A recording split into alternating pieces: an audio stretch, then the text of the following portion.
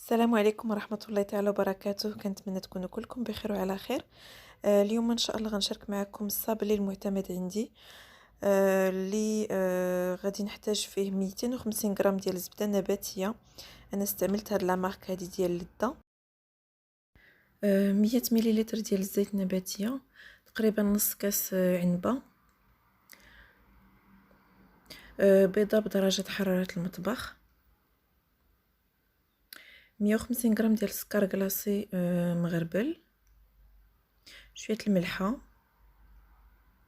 3 المعالق كبار ديال الحليب المجفف اولا الحليب بودره اللي غادي نحمروه ونغربلوه، جوج سكر فانيي، و ربع معلقه ديال الخميره الكيماويه. بالنسبه للدقيق عندي هنا 600 غرام. غادي نشوف شحال غادي ياخذ ليا على حساب الخليط. يقدر نستعمل غير 550، يقدر 560، يقدر قل، المهم على حسب. نبداو على بركه الله. المهم انا الزبده قطعتها طريفات باش نقدر نخدمها مع سكر كلاصي. دونك غادي نزيد سكر كلاصي،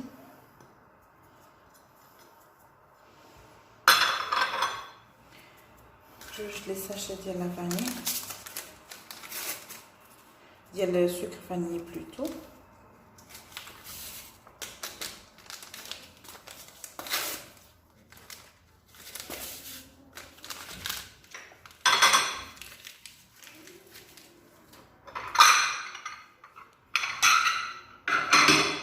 وغندير واحد الرشه ديال الملحه. عوض هاد الزبده تقدروا تعوضوها ب 250 غرام ديال الزبده الحيوانيه، ولكن غادي تستغناو على الزيت. خلطوا مزيان باش السكر كلاصي تجمع ليا مع الزبده. هاد المرحله كتبغي شويه ديال الصبر، حيت خصها هاد الزبده كلها ترجع بوماد تخلط مع السكر، ما تبقاش زعما هكا حبيبات في الصابلي باش ينجح لينا الصابلي.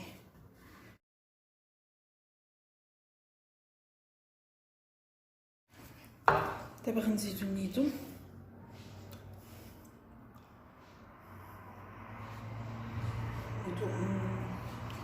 نحمر ونغربل.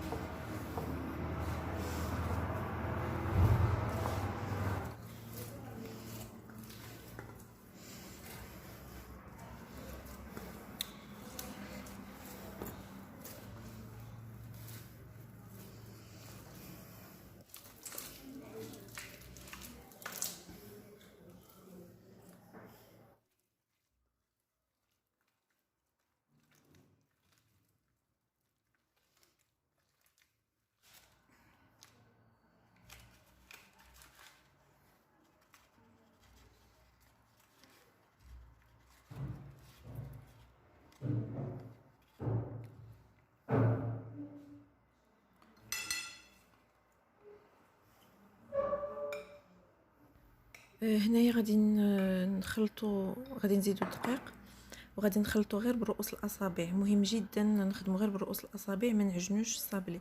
الا عجناه راه غادي ما غاديش يصدق لينا.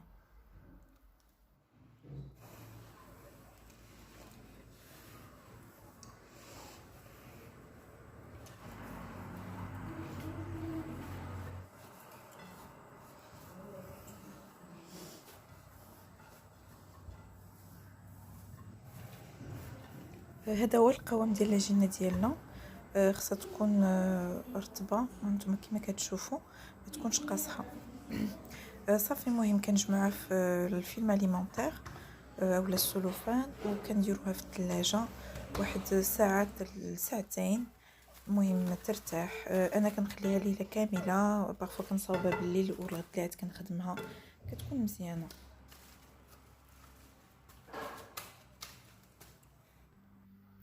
من بعد ما ارتاحت العجينه، هنا غادي ناخذها باش نطبعها. تقدروا ديروها وسط بلاستيكه اللي كنستعملوا الكونجيلاتور اللي كنديروا فيها الماكله، زعما نكونجليوها، اولا ديروا ورق المطبخ. انا هنا استعملت ورق المطبخ. الا استعملتوا البلاستيك من الافضل ترشوا بشويه ديال الدقيق باش ما تلصقش ليكم.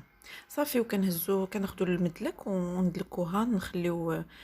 انا هنا غندير ما غاديش نلصق جوج صابليات، دونك غادي ندير واحد الطبقه ما تكونش غليظه بزاف تاني وما تكونش يعني قياسي وصافي. اما الا كنت غادي ندير جوج طبقات كنحاول ما امكن تكون رقيقه باش تجيني الحلوه هي هذيك.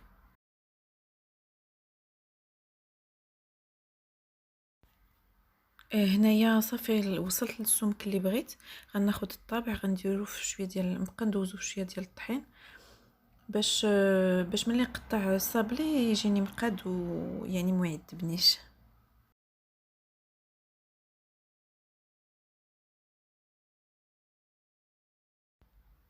هنايا طوات الفران فرشت فيها ورق المطبخ باش ما يتلصقش ليا الصابلي وصافي كنبدا نستف لي صابلي ديالي. الفران كنكونوا شاعلينه من قبل تقريبا واحد 8 دقائق على 170 درجه الفوق والتحت. الا عندكم الفران الغاز غديروا عافيه مهيله الفوق والتحت وصافي. بالنسبه للصابلي ما كنخليش حتى يتحمر، وملي كنقيسو في الفران كيكون باقي رطب شويه، غير كيخرج صافي كيتجمع. هذيك العجينه اللي بقات كنجمعوها غير بشويه بلا ما نعجنوها وصافي ونعاودو نطبعوها.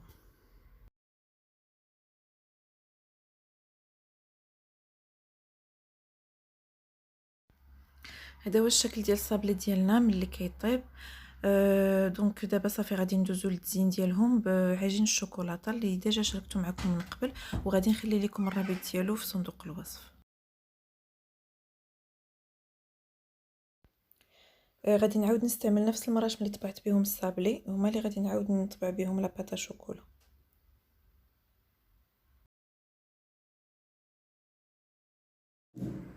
هنا غادي نسرح لاباطا شوكولا. الا جاتكم صعيبه في الخدمه ديالها تقدروا ترشوا شويه ديال النشا عاد باش تسرحوها.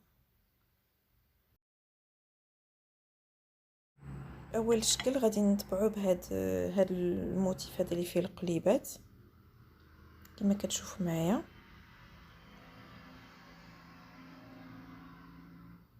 انا غندير لكم شكل غير باش تاخذوا فكره. المهم طبعت درت به الموتيف ديال الرطاعه، وهذا الموتيف هذا اللي كيجي بحال ان نواج. عاد غادي نكمل الدين ديالهم من بعد.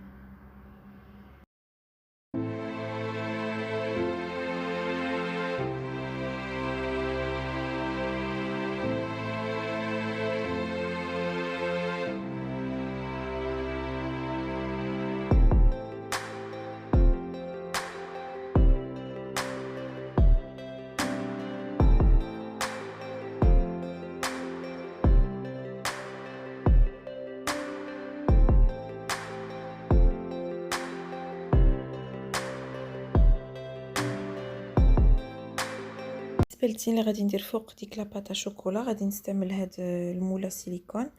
غادي نطبع به المهم الموتيف ديال الرضاعه، هاد الرجيلات لي زامبرانت ديال الرجيلات بيبي، وواحد اخر غادي ندير فيه هاد البابيون. هنا غادي ندير معكم واحد الشكل ديال بيبي غير باش نقرب لكم الصوره اكثر، وبان لي في التصوير بلي ما باينش بزاف، ما باينش مزيان شنو درت. المهم انا قربتها لكم بهذا الموتيف هذا، نتمنى تكون الفكره واضحه.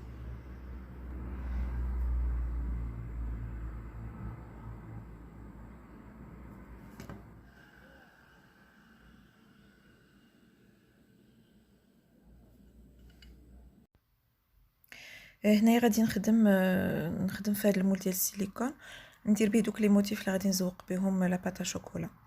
الا جاب الله ما قدرتوش، الا ما المهم تلصق لكم، الا كتلصق لكم لاباط في المول رشوه بشويه ديال النشا باش تقاد لكم. هنايا خديت الصابلي قلبته، دهنته بشويه ديال الناباج وشويه الجلوكوز، عاد كنلصق فيه هاد لاباطا شوكولا. المهم كتحاولوا ما امكن تخدموا زعما تلصقوه مزيان يعني تفينيو الجناب ديال لاباطا شوكولا باش يجيكم الموديل زوين. نفس الشيء بالنسبه للرضاعه، حتى هي قلبت الصابلي. المهم لي صابلي الاخرين اللي فيهم اللي من ماشي بحال لي صار بيان سور ما يمكنش يتقلبوا. هنا غادي ندير واحد الموتيف اخر واحد الشكل اخر. المهم خديت هنايا نص ديال لاباطا شوكولا في اللون الابيض واللون الشيبي، غادي نلصقهم باش نطبع فيهم هاد لي بوسيت. المهم كتشوفوا نتوما فين بغيتو يجي الشيبي وفين بغيتو يجي الابيض. المهم انايا هنا درت زعما حطيت الموتيف فين بغيت وغادي نطبعهم. بانت لي ديك لابارتي البيضه باقي نقدر نخدم فيها شي موتيف، غادي ندير فيه هذا غير باش نربح الوقت. بيان سور فاش خدمت الشكل كاملين راه درت كل شكل كنديرو بوحدو، عاد كنسالي عاد كندوز لشكل اخر.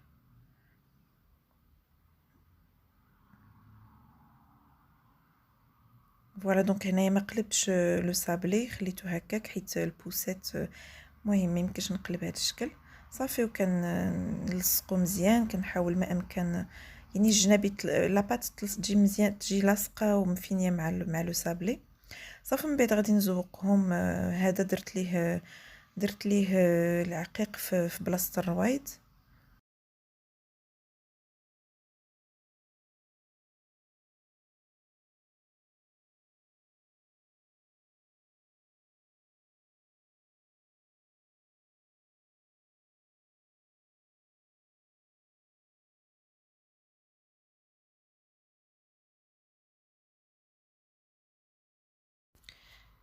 نفس الشيء غادي نديرو بالنسبه للموتيف. هذا الموتيف هذا هنايا درت كما قلت لكم الجلوكوز والناباج، وسمحوا لي نسيت ما قلت لكم درت شويه ديال لاغوم ديال الفاني. تقدروا ديروا اي نكهه بغيتو. فوالا دونك في هذا الموتيف غادي ندير ان بتي بابيون، واحد البابيون بالدوغي، وعاد غادي نزوق بالعقيق.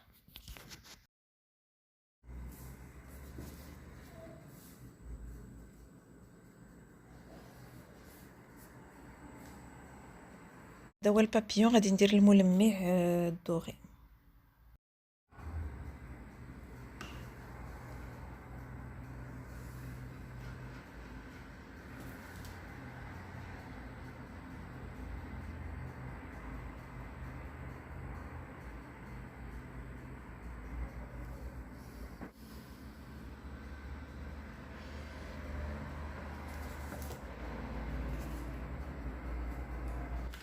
نفس الشيء غادي ندير بالنسبه للاشكال اللي بقاو. هذا طبعته بداك اللي كيخلي لي موتيف فيه القليبات، وغادي ندير داك الموتيف الاخر ديال لو بتي شفال.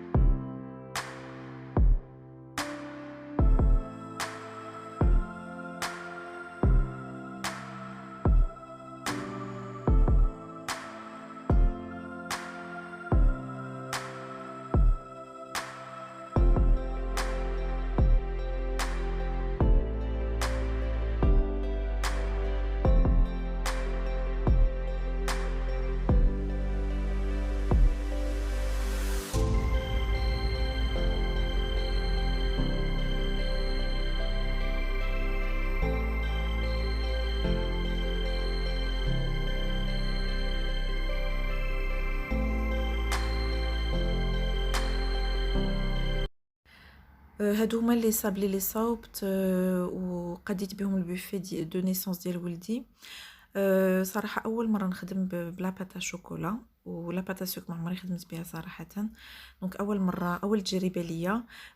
يعني أي مبتدئة تقدر تصاوبهم ويصدقوا ليها إن شاء الله. فوالا دونك هادي واحد هذا واحد لابيرسو على البوفيه د نيسونس اللي غادي نشاركو معكم لاحقا. كنتمنى لا فيديو تنال الاعجاب ديالكم، وإلا عجبتكم توصل لاكبر عدد من اللايكات وتبارطاجيوها مع الاصدقاء ديالكم. شكرا لكم بزاف، السلام عليكم.